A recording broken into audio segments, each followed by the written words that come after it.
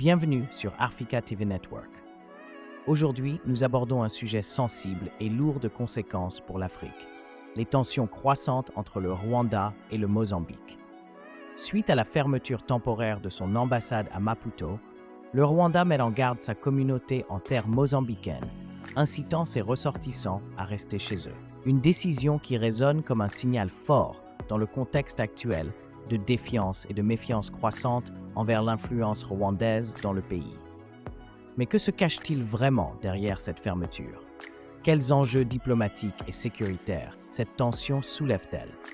Préparez-vous pour une analyse géopolitique approfondie de cette crise de confiance, ici, sur Africa Network. Le Rwanda et le Mozambique face à une crise de confiance et de perception.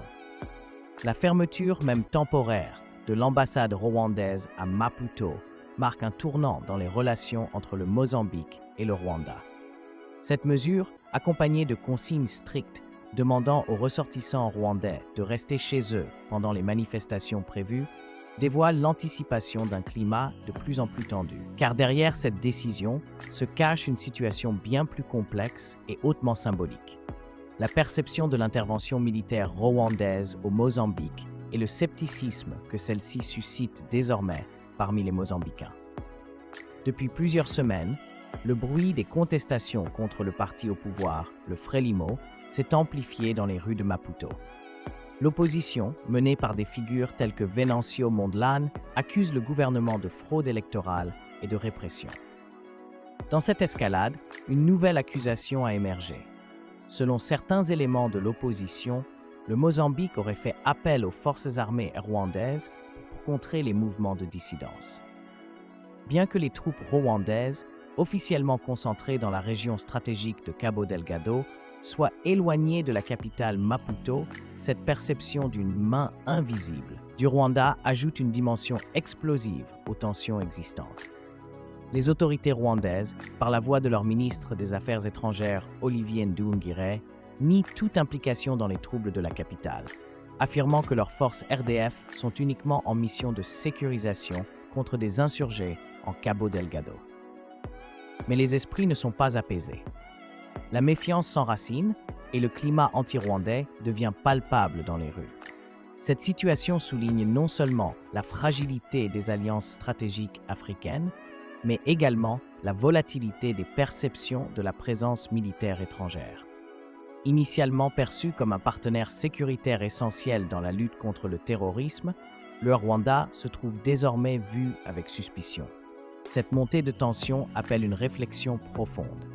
La SADC, qui prévoit une réunion pour discuter de la crise mozambicaine en novembre, devra s'emparer de cette question avec sérieux. Clarifier le périmètre des interventions militaires, expliquer les alliances sécuritaires et maintenir la transparence auprès des populations locales deviennent des nécessités urgentes pour éviter la confusion et contenir la méfiance. En Afrique australe, comme dans la région des Grands Lacs, les interventions militaires ne peuvent se permettre d'être opaques. Elles doivent être légitimées non seulement par des accords bilatéraux, mais aussi par l'adhésion des populations. Ce conflit expose aussi la fragilité des équilibres dans la région.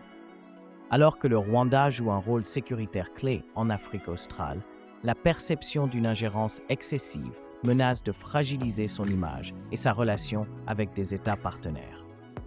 Aujourd'hui, plus que jamais, il est crucial d'examiner la manière dont ces interventions militaires sont perçues, tant sur le continent africain qu'à l'international.